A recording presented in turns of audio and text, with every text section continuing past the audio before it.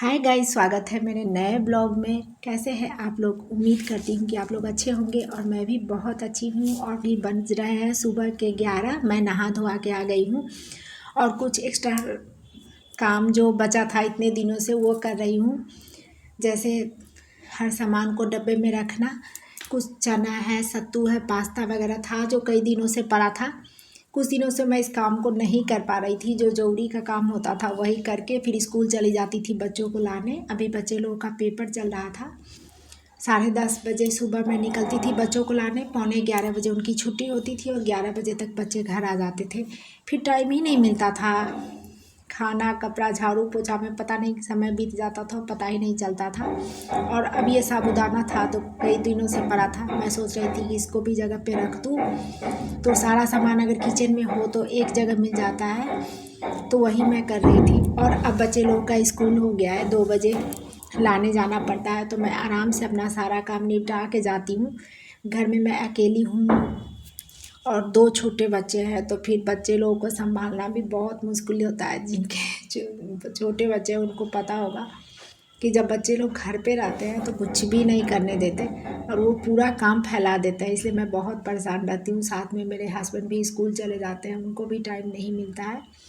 सुबह बच्चों को छोड़कर वो चले जाते हैं। और यहाँ इस छोटे से ड्रम में मैंने रख दिया था कुछ सामान, और ये कई दिनों से पड़ा था। हमारे घर के छत पे है ना, कुछ कंस्ट्रक्शन वगैरह का काम चल रहा है, जिसकी वजह से पूरे घर में धूल धक्कर होता है। ऐसे ये फ्लैट है जो मैंने रखी हूँ, ये बंद ही रहता है, लेकिन फिर भी ये फर्स्ट फ्लोर पे मैं रहती हूँ तो ये बंद ही रहता है। लेकिन पता नहीं फिर भी कहाँ से धूल धक्कर आ जाता है।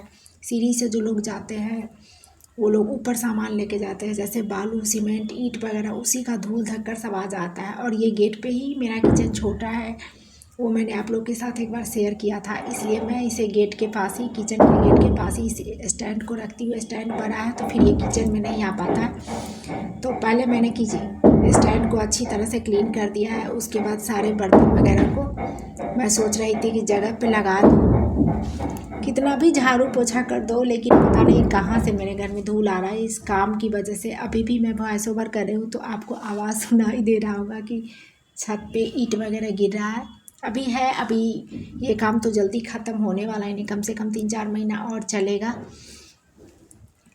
तो यही मैं साफ़ सफाई कर रही थी। और एक बात आपको पता नहीं होगा तो मैं बता देती हूँ कि वो जो दिल्ली वाला घर था वो मेरा खुद का था, लेकिन ये घर मेरा रेंट का है। अब कि मैं जब ब्लॉगिंग करती हूँ तो आपसे क्या छुपाना, ये मेरे हस्बैंड की पोस्टिंग मैं बता दूँ कि यहाँ हुई है ना, इसीलिए मुझे आना पड़ा है। तो यहाँ पे हर जगह तो अपना घर नहीं होता, दिल्ली में ही मेरा घर है और इधर यहाँ पे मैं रेंट पे रहती हूँ। तो यही सब कुछ बास्केट वगैरह है जिसमें मैं सब्ज़ी वगैरह को धुलती हूँ, उसको रख रही थी सबको पोंछने के बाद। और जो ज़्यादा गंदे हो गए थे, ये दूध वाला केन है जो मैं दिल्ली में दूध लाने जाती थी वो। अब यहाँ पे शाम का टाइम है, मैं आ गई थी खाना बनाने के लिए। मैं सोच रही थी जल्दी जल्दी खाना बना लूँ। तो यहाँ पे मैंने एक तरफ चढ़ा दिया है चाय और दूसरी तरफ मैंने कढ़ाई रख दिया है सेवई भूनने के लिए। आज मुझे खीर बनाना है तो एक तरफ मैं सेवई भी भूनूंगी और एक तरफ चाय भी बना लूँगी। एक साथ 2 काम हो जाएगा, काहे कि शाम में मुझे मेरी बेटी को होमवर्क भी कराना पड़ता है। इस तरह से बेलन से मैं, आप लोग को हंसी आएगी कि पता नहीं क्या कर रही है, मैं अदरक को ऐसे ही करके डालती हूँ। और मेरे चाय में कभी भी मलाई नहीं आना चाहिए, मैं रोज़ छान के डालती थी, लेकिन आज जल्दी जल्दी में मैंने ऐसे ही डाल दिया है। और अब मैं दोबारा से चाय बना रही थी, इसीलिए मैंने एक ही कप में चाय रखा है। मेरे हस्बैंड एक बार पी चुके थे, शाम को वो पी लेते हैं, फिर दोबारा पीना नहीं चाहते हैं। यहाँ पे फिर से मैंने सेवई भून लिया था और एक तरफ मैंने काबुली चना को उबलने के लिए रख दिया था और दूसरी तरफ मैं खीर बना रही थी। जब खीर बन जाएगी फिर सब्ज़ी बनाऊँगी। तो फिर खीर में मैंने सब कुछ पहले ही डाल दिया था, अब मैंने चीनी डाल दिया है। अब उसके बाद गैस को बंद कर देंगे। और इधर देखिए मेरी सब्ज़ी भी बन के तैयार हो गई है। अब मुझे रोटी बनाना है और सबको खाना लगा के देना है। बच्चों को तो मुझे ही खिलाना पड़ता है, पता नहीं वो खुद से खाना ही नहीं चाहते हैं। अर्जित तो बड़ा हो गया, वो खा भी लेता है, लेकिन मेरी बेटी आस ही नहीं खा पाती। और पता नहीं माँ का मन है, मुझे लगता है ना कि मैं उसको खिला दूँ। अपने से तो वो खाती नहीं, बस थोड़ा सा खाएगी फिर कहेगी कि भूख नहीं है। तो इसी वजह से मेरे फैमिली में सभी लोग मुझे डांटते हैं कि क्यों खिलाते हो, अपने से खाने के लिए दो। लेकिन वो खाना ही नहीं चाहती है। बिस्किट वगैरह खा लेती है, स्कूल में लंच भी खा लेती है, लेकिन पता नहीं घर पे नहीं खाना चाहती।